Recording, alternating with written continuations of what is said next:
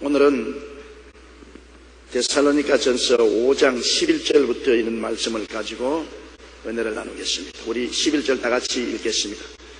그러므로 피차 분별하고 서로 덕을 세우기를 너희가 하는 것 같이 하라.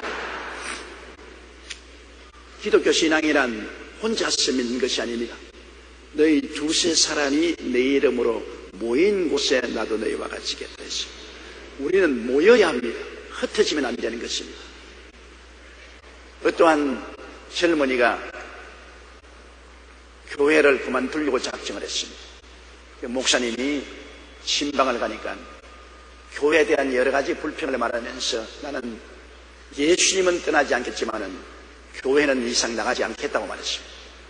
그 젊은이하고 이야기를 하면서 목사님은 추운 겨울이었는데 난로에서 장작을 하나 둘 끄집어냈습니다. 그러자 순식간에 난로가 불이 꺼져서 하얀 재만 남았습니다. 청년이 물었습니다. 목사님 왜 활활 타는 난로에 장작불을 끄집어냅니까? 그러니까 이거 보세요. 장작불이 모여서 불이 탈 때는 활활 타고 온 방안이 훈훈했지만은 한 겹이 두 겹이 따로따로 끄집어내니 서로 다 불이 꺼져버리고 방안은 냉방이 되지 않았습니까? 신앙도 마찬가지입니다. 신앙도 교회에 한두 사람이 모여서 기도하면 성령의 불이 붙어 서로 뜨거워지고 활활 타지만은 한두 사람 연합이 그치고 자기 중심의 생활로 돌아가면 신앙의 불이 다 꺼져버리고 맙니다. 여러분, 신앙이란 모이고 뭉치는 데서 뜨거워지지 헤어지면은 성령의 불이 차디차게 되어버리고 마는 것입니다. 신앙이란 언제나 공동체입니다. 내 혼자 믿는 것이 아닙니다. 신앙은 우리 함께 믿고 함께 기도하고 찬송하고 함께 천국 가는 것이 신앙인 것입니다. 이걸 잊으면 절대로 안 됩니다. 가정도 내 혼자 가정을 이루는 것이 아니지 않습니까? 아버지, 어머니, 자녀들 함께 가정을 이루지. 뿔뿔이 헤어지면 가정이 냉담하게 되는 것입니다. 오늘날 가정이 냉담하게 되고 문제가 많이 생긴 이유는 가정이 뿔뿔이 헤어지기 때문에 아버지는 아버지대로 자기의 관심사와 취미 생활을 가지고, 엄마는 엄마대로 자기의 관심과 취미 생활을 가지고, 애들은 애들대로 각자 자기 원하는 대로 온 가정이 뿔뿔이 헤어져서 함께 모이지 않습니다. 그렇기 때문에 가정의 사랑과 화목이 뜨거워지지 않지요. 우리 가족이 함께 모여 대화하자 그래 놓고 난 다음 가족이 모여고 앉아가지고서 모두 다 텔레비 틀어놓고 텔레비만 보고 입만 딱 벌리고 있다가 1시간쯤 텔레비 보고 난 다음 오늘 대화 잘했다 그러고 난 다음 끝납니다. 그건 대화가 아닙니다. 그거는 서로 텔레비 구경을 했지 대화가 아닌 것입니다. 대화라는 것은 서로의 관심사를 이야기하고 서로의 염려와 근심을 나누고 기쁨을 나누고 그렇게 짐을 나누고 걸머지는 것이 바로 대화이고 함께 살아가는 것입니다. 우리가 피차 권면하는 것도 그와 한 가지인 것입니다. 우리가 다 완성된 사람은 아닌 것입니다. 모든 사람은 미완성의 인간이요. 완전한 인간은 하나도 없습니다. 성경에는 죄를 짓지 않은 의인은 하나도 없다고. 의인은 없나니 하나도 없다고. 모두 다 불완전하기 때문에 서로 도와줄 필요가 절실히 있는 것입니다. 완전하면 아무 도움도 받을 필요 없죠. 그러나 완전한 사람 누가 있습니까? 모두 다 불완전하죠. 이러므로 불완전한 것을 받쳐주고 받들어주는 것입니다. 신앙생활에는 그러므로 서로 권면할 때 판단하는 권면이 되시면 안 되는 것입니다. 율법주의적으로 상대방의 결점을 파헤치고 심판하고 정죄하고 핥히는 그 시대면은 이것은 권면이 안 되고 심판이 되고 마는 것입니다. 권면이란 용서와 사랑을 가슴 속에 품고 권면하는 것입니다. 항상 상대를 용서해주고 그리고 사랑하는 마음으로 권면을 해야지요. 용서와 사랑이 없이 율법주의적으로 심판을 하면 나중에 그 심판을 받는 사람이 돌아서서 심판한 사람 보고 또 심판한 것입니다. 사람이란 여러분 심판의 율법의 안경을 쓰고 보면 모든 사람이 잘못된 것밖에 보이지 않습니다. 약하고 못나고 잘못된 것밖에 보이지 않고 그를 판단하고 정죄하면 피투성이가 되고 마는 것입니다. 인간 생활에서 가장 중요한 것은 용서와 사랑인 것입니다. 얼마나 용서할까요? 베드로는 주님께 물었습니다. 7번만 용서하면 되겠습니까? 주님은 7번씩 70번씩 용서하라. 490번 용서하라. 하루에 490번 용서하려면 부지런히 용서해야 490번 용서하지. 얼마나 많이 용서합니까? 그러니까 주님께서 우리 한없이 용서하라. 예수님이 십자가에 못 박여 늘어져 있는 것을 보십시오. 하나님의 아들이 전지전능하신 분이 십자가에서 능히 내려올 수 있는 그분이 십자가에 매달려 몸짓고 피 흘리면서 늘어져 세상을 떠서 흐르기고 있습니다. 왜 그렇습니까? 우리 죄를 대신 짊어지고 우리를 용서하기 위해서 그렇게 한 것입니다. 우리를 심판할 것 같으면 십자가에 못 박일 필요 없죠. 우리 죄가 하도 많기 때문에 이 죄를 우리가 감당할 수 없으므로 주님이 대신 감당하고 십자가에 못 박여서 매달린 것입니다. 언제나 십자가를 바라볼 때 주님이 우리를 용서하시고 사랑하는 그 뜨거운 열정을 볼 수가 있는 것입니다. 십자가에 죽으시면 우리를 용서하기 위함이요, 십자가에서 죽으시면 우리를 사랑하기 때문에 그렇게 한 것입니다. 예수님의 십자가를 내가 가슴에 품은 이상 나는 그리스도의 마음을 가지고 이웃을 용서하고 그리고 사랑해야 되는 것입니다. 요사이 사회가 각박한 이유는 용서를 안 합니다. 모든 사람을 용서하지 않고 눈은 눈으로 이는 이로 주먹은 주먹으로 갚겠다고 대결의 세상인 것입니다. 이 대결을 하면 끝없는 투쟁과 상처와 피투성이가 되는 것입니다. 그러므로 그저 첫째도 용서, 둘째도 용서, 셋째도 용서해야 되고 그리고 용서에다가 사랑을 해야 되는 것입니다. 사랑은 내가 남을 위해서 내 스스로를 희생하는 것입니다. 굉장히 힘든 일이지요. 왜냐하면 용서하는 사람이 고통을 당하고 사랑하는 사람이 괴로움을 겪습니다. 예수님이 우리를 용서하고 사랑하기 때문에 십자가에서 한없는 고통을 겪었습니다. 용서를 받는 사람이 고통을 겪지 않습니다. 용서하는 사람이 고통을 겪죠. 자식을 죽인 원수를 재판정에 서서 그 부모가 주님의 사랑으로 용서해 줍니다. 그 말하는 것 힘듭니다. 용서를 받는 사람은 쉽지만은 자식을 죽인 원수를 재판정 앞에서 나는 저 사람을 고소하지 않고 그리스도의 사랑으로 용서해 할 때 그 부모의 가슴은 칼로서 째는 것 같은 고통을 겪을 것입니다. 그러나 용서하면 십자가를 걸머쥐고 용서해야 되고 사랑을 하기 위해도 내가 고통을 당해야 사랑을 할 수 있는 것입니다. 대가를 지불하지 않고는 용서와 사랑할 수 없어요. 쉽게 용서하고 쉽게 사랑할 수 있는 것들은 다 할 수 있죠. 그렇기 때문에 용서할 수 있다는 것은 예수님을 가슴에 모실 때 용서할 수 있는 것입니다. 예수님 모시지 않고 용서할 수 있나요? 파란의 유명한 전도자였던 고르텐붐 여사는 나치 수용소에서 엄청난 고통을 당했습니다. 자기 동생하고 같이 나치 수용소에 수용이 됐는데 독일 간수가 제수도를 끌고 와서 벌거벗기고 온갖 성폭행을 다 했습니다. 동생도 빨가벗기고 성폭행을 당하고 그로 말미암아 고통을 당하고 죽었습니다. 그렇게 엄청난 괴로움을 겪고 난 다음에 독일이 전쟁에 지고 해방되어 고르텐붐 여사는 수용소에서 나왔습니다. 그리고 그는 하나님 종이 되어 붕사가 되어서 온 구라파나 세계에 나가서 복음을 전거했습니다. 그가 한 번은 함부르크에서 집회를 하고 있는데 많은 사람이 모여서 복음을 들었습니다. 원수의 나라에서 복음을 전합니다. 그리스도의 복음을 전하고 죄인 회개할 사람 나오라고 하는데 사람들이 쭉 나오는데 외투의 깃을 올리고 손을 포켓에 집어넣고 수염을 안 깎고 잔뜩 기른 젊은 사람이 하나 나오는데 보니까 기절할 지경입니다. 바로 그 사람이 나치 수용소 간수였습니다. 자기와 자기 여동생을 성폭행하고 자기 여동생이 그로 말미암아 죽은 원수인 것입니다. 그 사람이 앞으로 나와서 고르텐붐 여사를 보고 손을 내밉니다. 악수하죠. 그럴 때 고르텐붐 여사의 가슴 속에는 피눈물이 끓어올랐습니다. 그 수용소의 장면이 다 기억이 났습니다. 그 여동생이 성폭행을 당하고 죽은 것을 기억했습니다. 그는 인간으로서 치를 떨었습니다. 그는 고개를 돌리려고 했습니다. 그러자 고르텐붐 여사 그래 보니까 자기 앞에 예수님의 십자가가 나타나더니 갈보리산에서 예수님 십자가에 못 박였는데 대제사장과 바리새교인, 사두개교인, 유대인들, 로마 군인들이 고개를 흔들고 욕을 하고 네가 하나님의 아들이거든 십자가에서 내려오라. 제가 남은 구원하시나 자기는 구원하지 못하는도다. 하하. 비웃고 침을 빼앗는데도 불구하고 주님은 묵묵히 십자가에 몸짓고 피를 흘리면서 하나님이여 저들이 알지 못해서 저러니 저들의 죄를 용서하여 주옵소서.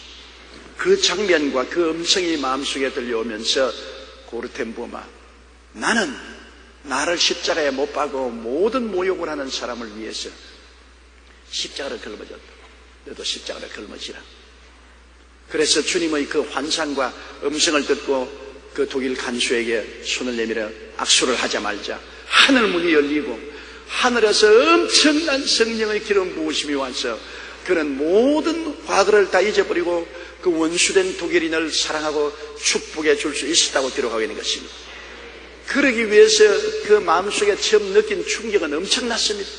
마음의 원한과 미움, 이가 갈리고 치가 떨리는 고통을 겪었습니다. 그러나 그 간수는 많은 여자들을 그렇게 했으니 자기가 누군지 모릅니다. 고르텐붐 여사가 누군지를 모릅니다. 그러나 고르텐붐 여사는 압니다. 때린 사람은 때려놓고 잊어버립니다. 맞은 사람은 두고 맞은 것을 잊어버리지 않습니다. 일본 정부에서 왜 한국 사람이 계속 정신대 일을 말하고 전쟁 동안의 징용에 대해서 말하고 일본 사람에게 고통당한 것 반세기가 지났는데도 자꾸 말을 하느냐? 그것은 일본 사람은 한국 사람을 때렸기 때문에 잊어버렸습니다. 그러나 역사적으로 한국은 맞았기 때문에 늘 마음속에 피를 흘리는 것입니다. 맞은 사람은 잊어버리지 않는데 때린 사람은 잊어버린 것입니다. 그렇기 때문에 사랑을 베풀고 용서하는 사람이 마음에 굉장한 희생의 대가를 지불해야 됩니다. 용서할 때 눈물을 흘리며 용서하고 이를 부득부득 갈면서 용서해야 되는 것입니다. 그래도 주님이 용서하고 사랑하시고 용서하고 사랑하라고 했으면 해야 됩니다. 그래서 용서와 사랑을 가지고 권면해야 됩니다. 권면이라는 것은 잘못한 것을 여러분 지적해서 도와주는 것이 권면인 것입니다. 우리 하나님께서 우리를 권면할 때는 여러분 언제나 잘한 것을 먼저 지적해놓고 못한 것을 지적했었습니다. 요한계시록에 보면 소아시아 7교회에 대해서 말할 때라도 너가 이런 것은 잘했다. 그러나 내가 너에게 꾸중할 일이 있다. 이렇게 말한 거죠. 먼저 잘한 것을 칭찬해주고 그 다음에 결점을 지적해야지. 그러지 않고 달라들어가지고서 그냥 결점을 파헤치면 율법적인 심판을 하게 되는 것입니다. 사랑은 허다한 허물을 덮습니다. 율법은 허물을 파헤치지만은 사랑은 허다한 허물을 덮기 때문에 사랑은 그 사람의 장점을 다 말해주고 그 다음 약점을 보완해주는 것이 사랑인 것입니다.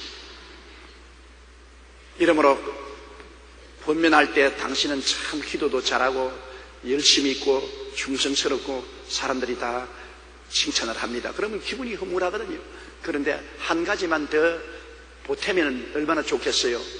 그 보태는 게 뭐냐? 교회 열심히 좀 출석하면 참 좋겠습니다. 좋은 점을 말해서 용기를 주고 난 다음 결점을 말해야죠. 부인들이 남편에게 무슨 말하고 싶은데 당신은 틀려먹었어. 사람이 틀려먹었어. 우리 친구 남편은 그렇지 않던데 왜 주일날 당신 혼자 놀러 나가고 가족들은 그대로 집에 두느냐? 나와 애들은 뭐냐? 요사이 남편들 순환시대가 다가왔습니다. 왜냐하면 옛날에는 아내들이 남편의 명령에 순종을 했는데 요사이 순종 안 해요. 옛날에는 아내가 친정집에 가려면 남편 보고 여보 왜? 나 말이야 어머니가 몸이 약하고 아버지가 병들었대. 그러니까 친정에 좀 갔다 와도 괜찮아요? 아유, 친정집에 한번 가는 것도 벌벌 떨고서 허락을 받습니다. 그러나 요 사이는 허락 없어요. 친정집에 가서 전화 걸어서 나 여기 친정에 왔는데 오늘 저녁 내가 못 지을 테니까 적당히 알아서 먹어요. 옛날하고 틀려졌어요. 남편이 그런다고 해서 큰 소리 했다가는 박살이 나지요. 냉장고에 고음국 끓여놓으면 고음국 그릇 보면 압니다. 사흘 먹은 고음국을 끓여놓으시면 사흘 동안 놀러 가겠다는 것이고, 일주일 고음국을 끓여놓으면 해외로 여행하겠다고 아주 말한 것입니다. 뭐 허락받을 필요 없어요. 내 할 일 내가 한 세월이 달라졌어요. 부인들이 나빠져서 그런 것도 있지만은, 과거에 지나온 세월 동안에 남자들이 너무 굴림해서 독재자로 행세를 하고 부인들을 호통하고 다스리고 자녀들을 강제로 굴복시키고 한 과거사가 있기 때문에 오늘날 이러한 일이 생긴 것입니다. 왜냐하면 시계추가 이렇게 가면은 이렇게 오지 않아요. 과거에 너무나 이렇게 갔기 때문에 이렇게 와요. 그래서 요 사이는 남편들이 아주 기가 죽어가지고서 움직도 못하고 이제는 부인 눈치 본다고 정신이 없어요. 뭘 하더라도 부인 눈치를 보고서 일을 해야 된단 말입니다. 이러한 정황 속에서 화목하고 살려면 여러분 진실로 용서와 사랑이 없이는 안 되는 것입니다. 부인도 남편을 끊임없이 용서하고 사랑하고, 남편도 부인을 용서하고 사랑하고, 권면할 때도 그냥 율법적으로 권면하지 말고 잘난 점을 이야기하고, 당신은 몸도 건강하고 칭찬할 것 없거든. 몸도 건강하고 인물도 좋고 아주 옷걸이도 좋아서 무슨 옷을 입어도 다 보기가 좋고 자랑스러운데 한 가지만 고쳐주면 좋겠다. 뭐야? 주일날 우리 가족들하고 좀 놀러가면 좋겠다. 좋은 점을 이야기하고 나중에 권면은 나중에 하는 것이 좋습니다. 처음부터 당신은 대먹지 않았어, 이기주의적이야, 자기만 알아, 가족들은 몰라, 그러다 마음이 꽉 굳어서 뭐 어쩌고 어째, 니는 그렇게 나오게 되면 서로 변명하고 자기 타당하고 싸움이 벌어지는 것입니다. 마음문을 닫지 않도록 처음부터 칭찬을 하고 격려를 해주면 마음문을, 대문을 활짝 열어놓는데 싹 들어가야 돼요. 그래서 권면을 하면 잘 듣죠. 우리가 이웃을 피차 권면할 때도 꼭 그렇게 해야 되는 것입니다. 사랑으로 권면해야 되는 것입니다. 사랑으로. 율법으로 권면하면 절대로 안 됩니다. 자기가 이웃보다 나은 체하고 율법으로 권면하면 대결이 되고 싸움이 벌어지는 것입니다. 그러므로 피차 권면하고 서로 덕을 세우기를 너희가 하는 것 같지 않아. 덕을 세운다. 덕을 세운다는 것은 헬라어로는 호이코 도메오란 말인데 집을 짓는다는 것입니다. 벽돌 한 장 한 장 잡아서 집을 지어 올라가는 것입니다. 그런 신앙의 덕을 세운다는 것은 자꾸 신앙을 도와주는 것입니다. 도와주는 것입니다. 열심히 성경 읽도록 도와주고, 기도를 못하면 함께 불러서 구역 예배에서 기도하도록 하고, 집에서도 기도를 해주기도 하고, 성경 공부를 하도록 재료도 갖다 주고, 그래서 신앙의 집을 짓도록 자꾸 북돋아주는 것을 말하는 것입니다. 시골에서는 여러분 김 맬 때 풀만 매는 것이 아닙니다. 흙을 북돋아주는 것입니다. 흙을 북돋아줘서 곡식들이 양분을 섭취하고 잘 자라게 만들어주는 것입니다. 우리 권면할 때 잘못된 잡초를 뽑아주는 그러한 역할만 할 뿐 아니라 덕을 세워주고 신앙에 도움을 베풀어야 되는 것입니다. 힘을 주어야 되는 것입니다. 우리는 남의 도움이 절실히 필요합니다. 안 도와주고 자기가 어떻게 하는 것입니까? 저는 여의도 순공교회를 목회하면서 우리 주변에, 저 주변에 부목사들, 주의 종들, 우리 장로님들, 우리 특별히 권사님, 안수집사님, 지역구역장의 덕에 의해서 오늘 제가 된 것이지 내 스스로 된 것 아닙니다. 여러분의 덕분으로 제가 이 자리에 서 있는 것입니다. 여러분의 덕으로 북돋아주고 도와주고 밀어주고 기도해주고 하기 때문에 이 자리에 서 있지, 내 혼자 이 자리에 설 수는 없는 것입니다. 사람은 하문으로 사람 인자가 이렇게 됐으니 서로 바치고 있는 것입니다. 서로 바쳐서 도와주는 것이 덕을 세우는 것입니다. 그러므로 사람을 격려하고 일으켜 세우는 것이 덕을 세우는 것입니다. 격려하고 일으켜 세운다는 것이 굉장히 힘이 듭니다. 미국의 메트로 골드윈 메이어라는 유명한 영화사가 있는데, 이 회사 설립자 메이어 씨는 25년간 영화사의 최고 경영자로서 영화사를 크게 성장시켰습니다. 그런데 그가 굉장히 덕이 있어 밑에 있는 사람들을 잘 돌보고 다스렸는데, 당신 어떻게 해서 이 영화사를 세워서 이렇게 많은 사람들을 거느리고 세계적인 영화사가 되었냐고 물으니까 한 말이, 내가 어릴 때 동리 애하고 싸웠는데 집에 돌아와서 어머니 앞에서 동리 애를 막 내가 저주를 하고 욕을 하니까 어머니가 손을 잡고 들로 나가서 저 산이 바라보이는 것을 보고, 네가 혼자 욕하지 말고 산을 보고 너희 친구를 욕을 실컷 해라. 막 화합을 치고, 나쁜 놈의 자식, 죽일 놈의 자식, 내가 너 가만둘까 보냐. 그래 죽으니까 막 산에서 산울림이 올려가지고서 한 마디 했는데 10마디로 돌아오는 것입니다. 귀가 따갑게 산울림이 돌아오죠. 그러고 난 어머니가 이제 실컷 욕을 했으니까 속이 후련하지, 이제는 하나님의 이름으로 걔를 축복해 주라. 그래서 하나님 이름으로 내 너를 축복한다, 내가 훌륭하고 착하고 잘 되기를 바란다고 하니까 또 10배나 넘게 산울림이 축복으로 돌아옵니다. 그리고 어머니 한 말이, 이 사람아 봐라, 욕을 하니까 너 욕이 10배나 되어서 돌아오지 않느냐. 축복을 하니까 10배나 넘게 축복으로 돌아오지 않느냐. 인생이라는 것은 욕하는 것보다도 축복을 받는 것을 다 좋아하지 않느냐. 그렇기 때문에 너에게 잘못해서라도 복을 빌고 욕을 하지 말아라. 어머니에게 그 교훈을 배운 것이 평생의 그 마음속에 덕을 세우는 사람이 됐었습니다. 그가 나중에 성장해서 평생을 어머니가 가르친 것을 교훈으로 삼아서 원수도 저주하지 않고 평론하고 비평하지 않았습니다. 항상 칭찬하고 축복을 해주었습니다. 그러므로 이 사람으로 말미암아 모든 사람이 마음이 변화되고 덕이 쌓여서 그 사장 밑에 일하는 사람들이 충성스럽게 목숨을 바쳐 일했기 때문에 그 영화사가 세계적인 영화사가 되고 25년간 사장 자리를 유지할 수 있는 것입니다. 덕을 세우는 것은 남을 살려주는 것입니다. 남을 이렇게 세워주는 것입니다. 남 올라가는 것도 자꾸 그냥 끄집어 내리고 그냥 발로 내리밟고 그냥 침을 빼앗고 욕을 하는 사람 많지요. 우리 사람들이 두세 사람 모이면 늘 하는 이야기가 남 흉보는 이야기인 것입니다. 덕을 세우는 것이 아니고 잡아내리는 것입니다. 깎아내리는 것입니다. 이건 절대로 좋지 않은 것은 주라 그러면 돌려줄 것이라고 자기에게도 나중에 모든 흉이 돌아오는 것입니다.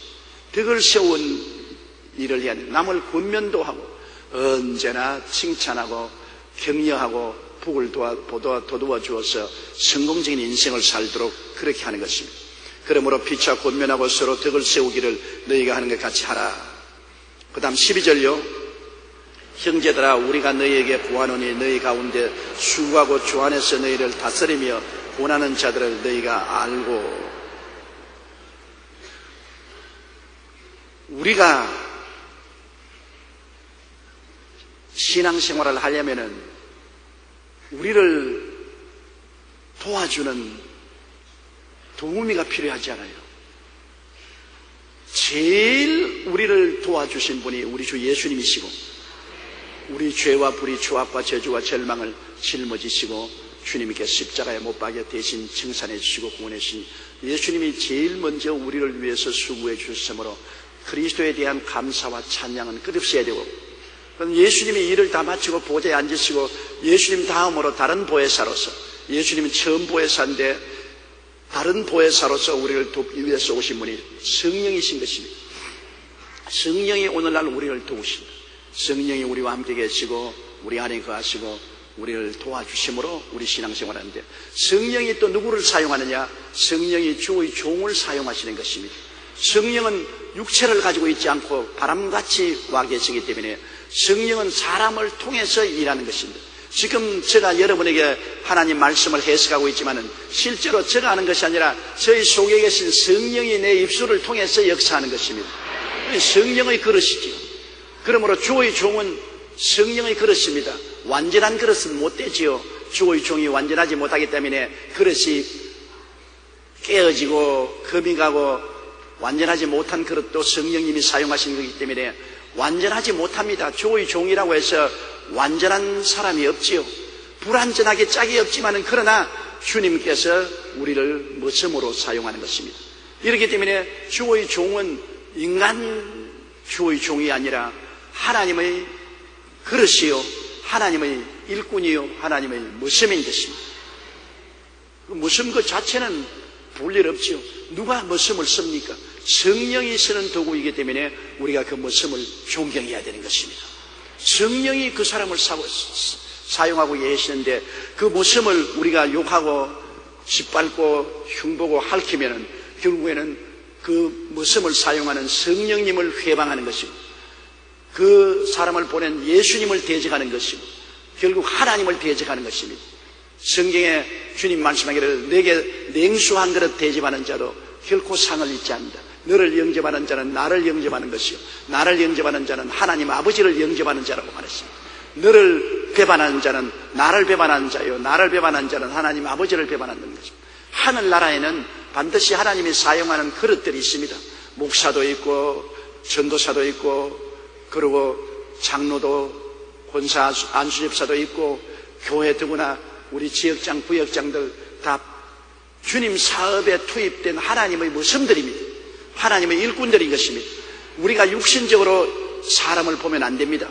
예수 그리스도 안에서 하나님이 사용하는 그릇으로 생각하고 존경해야 되는 것입니다. 주의 종과 다투는 것은 굉장히 어리석은 일을 한 것입니다. 왜냐하면 주의 종과 다투는 것은 그 안에 계신 성령을 대적하는 것이고 성령을 보내신 예수 그리스도와 아버지를 대적하는 것입니다.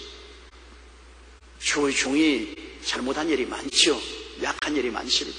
그러나 주의 종이 잘못하고 약할 때는 늘 하나님이 돌봐주시라고 기도를 해줘야 되는 것입니다.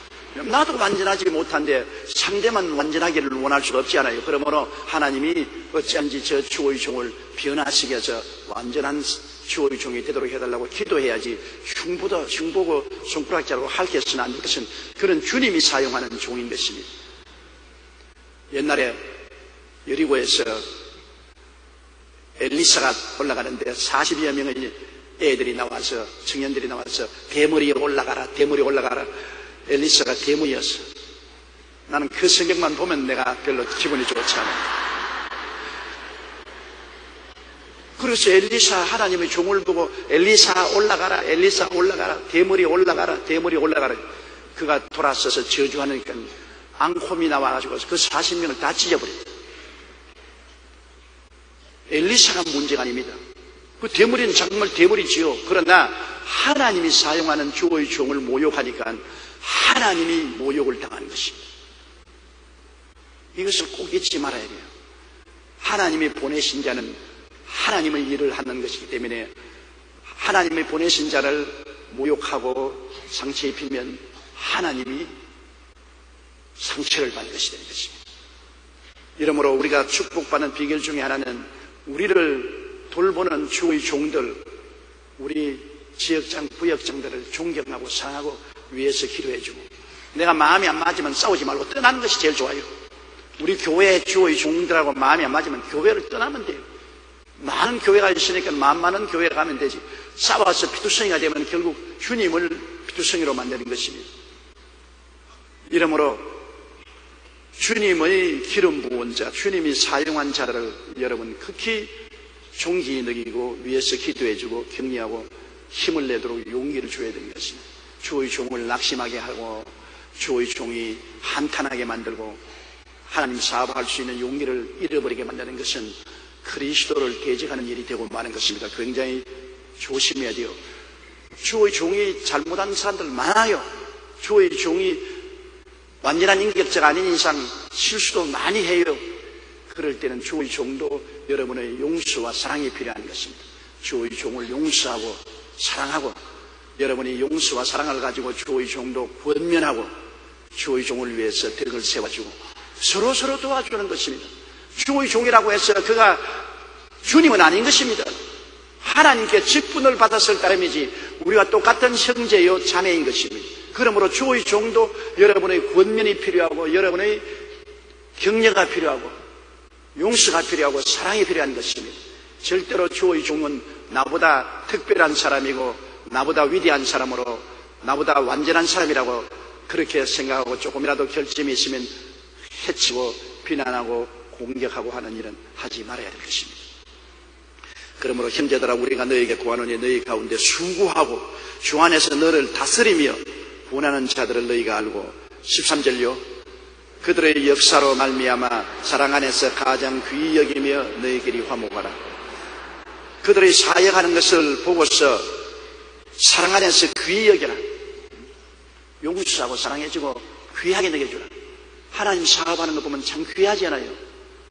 나는 신학교 막 졸업하고 주의 종이 되겠다고 시험을 치고, 그리고 우리 교회 초보 주의 종으로 오는 애들을 보면은 굉장히 불안하지만은 귀엽습니다. 왜냐? 신학교 졸업하고 나왔다고 해서 평신도보다 나은 것 아무것도 없어요. 우리 교회 장로님, 안수집사, 권사님, 지역장, 구역장들이 지금 같이 학교 나온 사람보다 훨씬 신앙의 경험도 많고 성경도 해석하라면 잘하고 기도도 잘하고 전도도 잘해요. 그랬는데도 그 우리 평신도들은 하나님이 부르지 아니하셨고 주의 종이 되어서 신학교를 나온 사람은 하나님이 불러셨다는 것입니다. 나는 전에 이런 기사를 읽고 마음에 감격을 느꼈습니다. 육군 상사 한 사람이 자기 아들을 사관학교에 보냈습니다. 자기 아들입니다. 사관학교에 가가지고서 사관학교 공부를 하고 난 다음에 육군 소위가 되었습니다. 젊은 20대의 새파란 육군 소위가 됐는데 아버지는 50대의 육군 상사입니다. 그런데 아버지 부대에 아들이 배치가 됐어요. 그러니 아버지의 상사입니다. 아버지가 참 기가 막히는데 아버지는 또 일반 사병들 가운데는 상사니까 최고로 높다 말입니다. 그래서 그 부대에 새로운 소위가 왔으니 소위가 소대장으로 들어왔으므로 아침마다 점검을 하는데 아버지가 모든 사병들을 모아놓고 점검을 하고 아들이 서있는데 탁 경례 붙이고 상사 아무개 소위님께 보고합니다. 정말로 세상 사람이 볼 때 비린내 나지 않습니까? 자기 아들 육군 소위 20대 군대에서 뼈가 다 굵어진 50대의 상사가 경례 붙입니다. 그게 아버지의 보고를 받고 난 다음에 해산하고 난 다음에 애가 뛰어가서 아버지를 끌어안고 울었다는 말을 봤습니다. 소위가 상사를 끌어안고 울고 상사 아버지가 소위를 끌어안고 등을 두면서 괜찮다, 괜찮다. 군대에서는 네가 나보다 높다. 집에 가면 내가 아버지지만 군대에서는 내가 너 부하다. 그러니 법은 법이니까 울지 마. 다 안돼가라. 아버지가 그렇게 격려했다는 것을 보고 나도 울었다고. 눈물이 나도록 감격이 되었습니다. 일반적으로 볼 때는 우리 성도들이 갓 신학교 졸업하던 젊은 새파란 주의 종들보다 훨씬 높지요. 신앙의 경험도 높고 기도도 잘하고 전도도 잘하고 헌신도 잘합니다. 그럼에도 불구하고 이 주의 종들은 영적인 사관학교를 졸업했어요. 여러분은 평신도고 이 사람들은 사관학교를 졸업해서 하나님이 인관을 시켜주었어요. 주의 종이라고 인관을 시켜주었어요.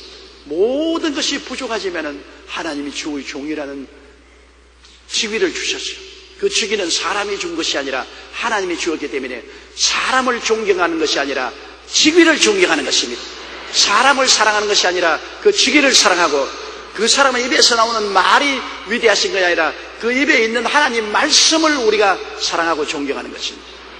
그러므로 하늘나라에는 직위가 반드시 있습니다. 직위를 무시하면 안 되는 것입니다. 하나님이 주신 직위입니다. 목사, 전도사, 장로, 안수집사, 권사, 지역장, 구역장, 집사님, 평신도 이거 다 하나님이 주신 지위인 것입니다. 그 직위를 우리는 인정하고 그 직위의 배후에 계신 하나님을 존중하는 것입니다. 그 사람이 잘못할 수 있죠. 잘못하면 우리가 권면하고 기도해 주더라도 절대로 헐뜯고 짓밟고 죽이는 일은 하지 말아야 되는 것입니다. 그렇기 때문에 여기 바울 선생께서는 그들의 역사로 말미암아 사랑 안에서 가장 귀히 여기며 너희 서로 화목하라. 언제나 주의 종들하고 성도들이 화목이 돼야 돼요. 주의 종하고 성도하고 서로 대결하면 결코 은혜를 받을 수 없습니다. 서로 대결하는 목사다 주의 종이 복음을 전하는데 밑에 앉아서 할렐루야 아멘 할 사람 누가 있습니까? 화목 안 하면 말씀이 귀에 안 들어오는 것입니다. 그리고 주의 종도 자기가 화목하지 못한 성도를 앞에 두고 무슨 설교를 할 수 있습니까? 설교 못하지요. 저는 저희 생애를 돌아볼 때 내가 자랑시 만족스럽지 못한 것이 있습니다. 그것은 뭐냐면 제가 결혼하고 난 다음 10년 동안에 교회에서 가정이 화목하라는 말을 한마디도 설교 못했습니다. 왜냐하면 우리 집 사람하고 10년 동안 싸웠으니까. 서로 성격상 차이가 있어가지고서 10년 동안 늘 말다툼을 했어요. 그래도 우리 시대에는 여러분 오늘날과 달라요. 오늘날은 결혼한 지 9해 만에 이혼한 사람도 있고, 신혼여행 갔다가 공항에서 들어오면서 이혼한 사람도 있고, 결혼 11개월 이내에 이혼하는 사람이 많아요. 그러나 우리 시대에는 이혼이라는 것은 꿈에도 생각하지 못합니다. 저는 우리 부부 서로 싸우면서 하는 말이, 우리 무덤에 갈 때까지 싸우자. 무덤에 갈 때까지 싸우자. 근데 큰 문제도 아니에요. 조그만 문제로서 서로 토닥거리고 싸웠습니다. 그러니까 내가 성도들 앞에 나와가지고서 화목한 가정, 부부간에 사랑하라 그 말 한마디도 못했죠. 그래서 사람들이 나보고 여러 번 말을 했습니다. 왜 목사님은 가정의 행복, 화해, 부부간 사랑 그런 것은 설교 안 합니까? 그래서 아직까지 그런 계시는 못 받았다고.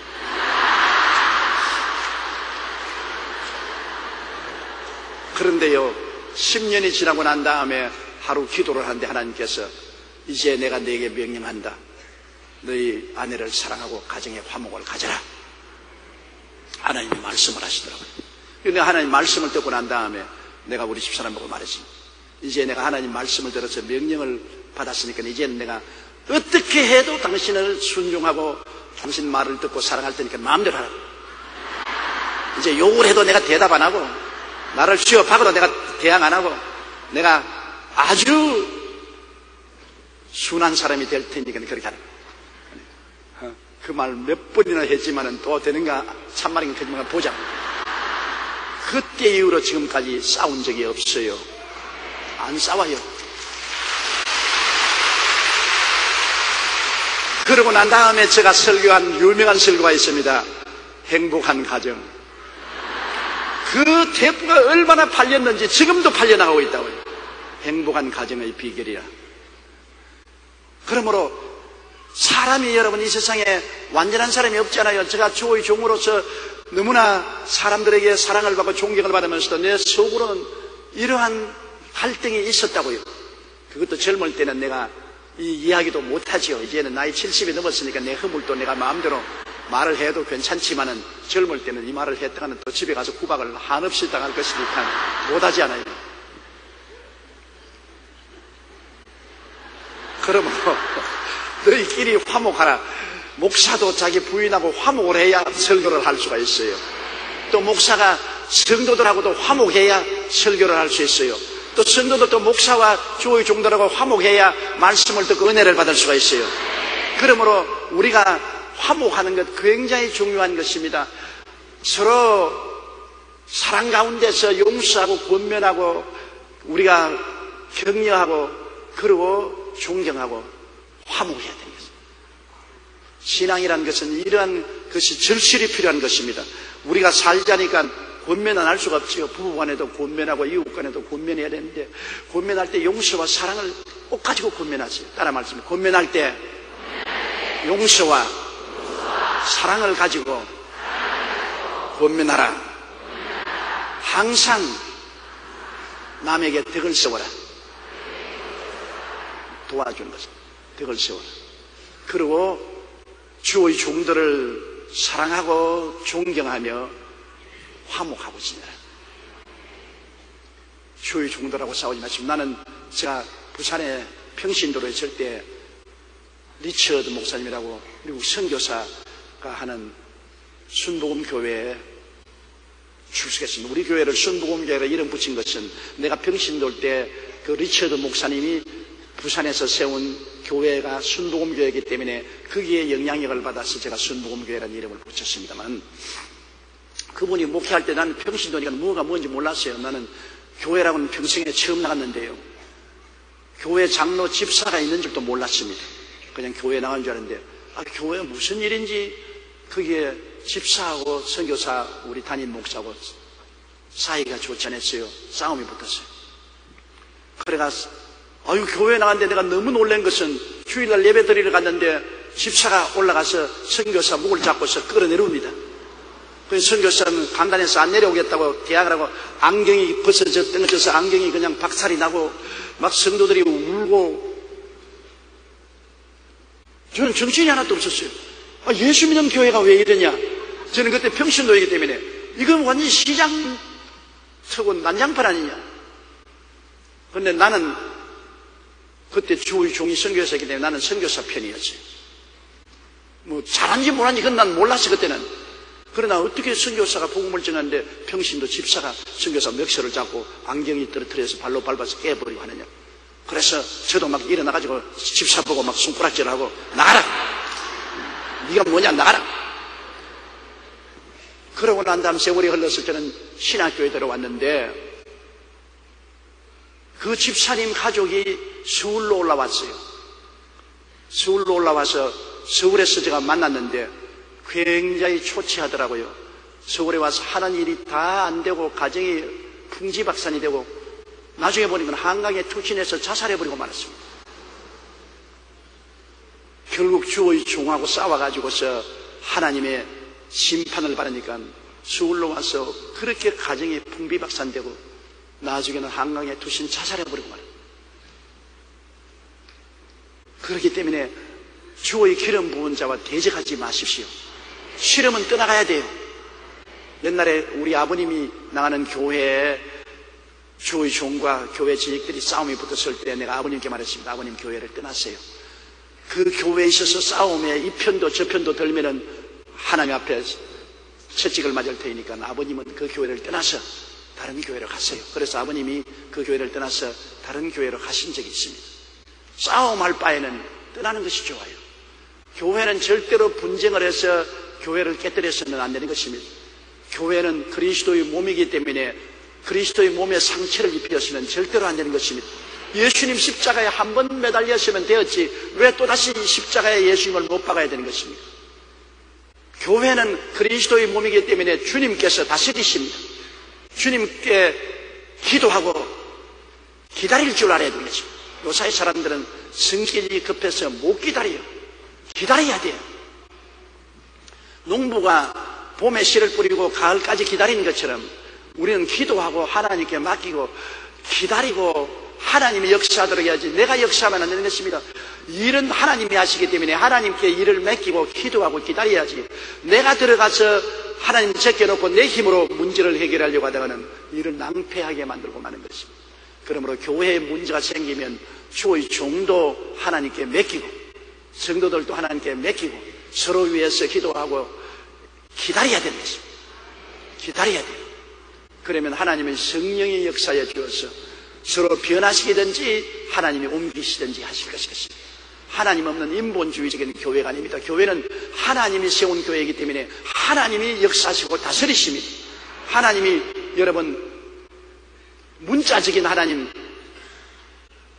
망상적인 하나님이 아니요 살아계신 하나님이기 때문에 교회와 성도는 하나님이 돌보시고 다스리는 것이므로 우리 하나님께 의지하고 언제나 화목을 하도록 최선을 다해야 되는 것입니다.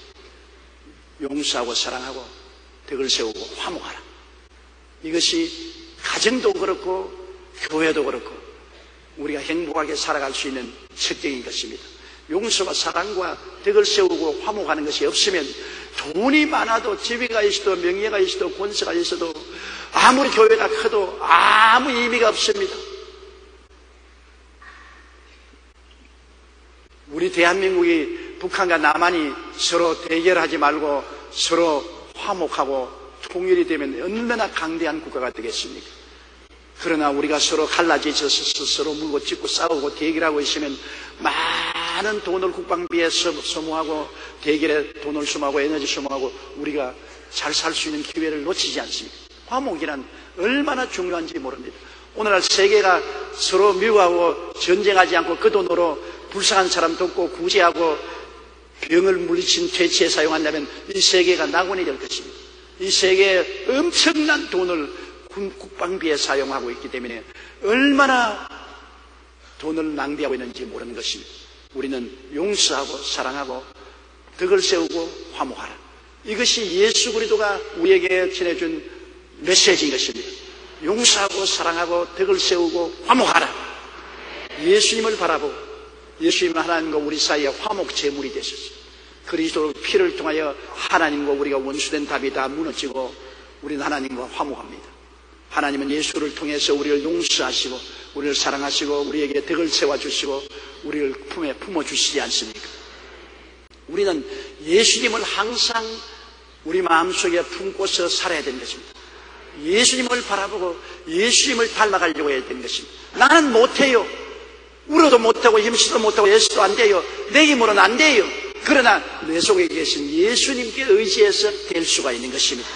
예수님을 바라봄으로 할 수가 있는 것입니다. 예수님 때문에 용서할 수 있습니다. 예수님 때문에 사랑할 수 있습니다. 예수님 때문에 우리는 덕을 세울 수가 있습니다. 예수님 때문에 내가 먼저 손을 내밀고 화목할 수 있는 것입니다. 그러므로 예수 그리스도 안에서 우리는 변화된 사람으로 그리스도의 은혜를 받아서 승리온 삶을 살아야 할 것입니다. 14절요. 또 형제들아 너희를 권면하노니 게으른 자들을 권계하며 마음이 약한 자들을 격려하고 힘이 없는 자들을 붙들어주며 모든 사람에게 오라 참으라. 얼마나 좋은 말씀입니까? 왜냐하면 우리 예수 믿고 함께 사는 공동체 속에는 게으른 사람도 있고 마음이 약한 사람도 있고 힘이 붙여서 흔들거리는 사람도 있고 온갖 종류의 사람이 다 있습니다. 나는 그런 사람 아닌데 그래도 우리는 공동체 속에 살아야 되는 것입니다. 우리 내 몸이 다 건강해도 다리가 나쁘면 쩔룩거리지 않아요. 그러면 쩔룩거리는 다리를 쩔룩거리는 거 잘라버리라 하면 어떻게 합니까? 쩔룩거리는 다리를 어쩐지 지팽이를 짚고라도 도와줘야 되죠. 손을 못 쓰면 왼손을 못 쓰면 오른손이 왼손을 도와줘야 되죠. 우리 공동체 속에는 완전한 사람은 아무도 없습니다. 우리가 함께 모여 살면은 게으른 사람이 있어요. 정말 게으른 사람 보면 기가 막힙니다. 낮 12시가 되어야 일어나서 아침밥 먹습니다. 그리고 밤늦게까지 돌아다니고 놀고 그리고 게으름을 펴며 이러한 남편, 이러한 아내, 이러한 자식을 거느리고 있으면 굉장히 마음이 괴롭습니다. 어느 누구든지 게으르고 잘 사는 사람은 없습니다. 가정도 게으르면 못 살고 국민도 게으르면 못 삽니다. 왜 추운 데 있는 사람들이 잘 살고 더운 데 있는 사람이 못 사느냐 하면 더운 데 있는 사람들은 먹을 것과 입을 것과 있을 곳에 관심을 기울일 필요 없습니다. 늘 더우니까 얼마든지 먹을 것이 있고 그리고 옷은 란닝거 하나에 반스 하나면 충분하고 그리고 추운 데 없으니까 집도 뭐 열기설기 엮어놓고 난 다음에 돗자리만 까면 잘 수 있으니까 애쓸 필요가 없죠. 그래서 꿀벌을 우리 한국에 있는 꿀벌을 더운 나라에 갖다 놓으니까 꿀벌이 첫에는 열심히 일을 하더랍니다. 추운 겨울이 있는 줄 알고 그 겨울을 지나보니 겨울이 없으니까 그 다음에부터는 막 꿀을 안 모으더랍니다. 왜? 늘 꽃이 피어 있는데 꿀 모을 필요 없냐? 막 게으름을 피우고 벌이 꿀을 안 모으더라는 것입니다. 그래서 더운 지구에 있는 사람들이 대개 다 제3세계에 속하고 문명국이 안 되는 이유는 게으르기 때문에 그러지. 그러나 추운 데 있는 사람은 별 도리 없이 게을렀다는 굶어 죽든지 얼어 죽으니까 겨울이 다가오면 난로비 돼야지요, 두꺼운 옷 입혀야지, 양식 준비해야지요, 엄청나게 고통을 겪어야 되기 때문에 내가 준비 안 하고는 못 살아가니까 그러므로 열심히 일을 해야 돼요. 누가 뭐라고 말해도 열심히 일해서 대비해야 추운 겨울을 안 굶어 죽고 안 얼어 죽고 살아갈 수 있기 때문에 자연적으로 부지런해지는 것입니다. 부지런하자 보니까 돈을 모으게 되고 잘 살게 되는 것입니다. 게으르면 안 돼요. 우리 신앙생활도 그래요. 게으르면 절대로 안 돼요. 성경 말씀 늘 읽어야 돼요. 일독 성경 매일같이 읽지요, 여러분. 일독 성경도 매일같이 읽고 그리고 이렇게 주일날도 교회 나오고 수요일날도 나오고 구역 예배도 나오고 열심히 하나님을 섬기고 말씀을 가까이 하면 그 사람의 신앙은 쑥쑥 자라죠.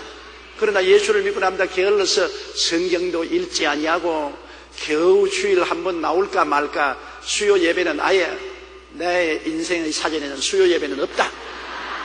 그리고 수요 예배도 안 나오고 뭐 구역 예배 같은 것은 아예 철폐해버리고 그렇게 게으름을 품으니까 영적으로 가난해지지요. 게으름은 영적으로 가난해지고 영적으로 부지런하면 영적으로 부자가 되어요. 그러므로 게으른 사람을 여러분 훈계하라. 훈문하고 훈계하라. 게으르지 말도록 훈면을 하고 훈계를 하고 열심을 내도록 자꾸 옆에서 끌어줘야 되는 것입니다. 자기 혼자 힘으로 못하는 것 자꾸 옆에서 끌어줘야 돼요. 늦잠 자는 사람은 일찌감치 가서 자꾸 깨워 일으켜 줘야 되는 것입니다. 도움이 필요해요. 이 세상에 약한 사람은 도움이 반드시 필요하잖아요.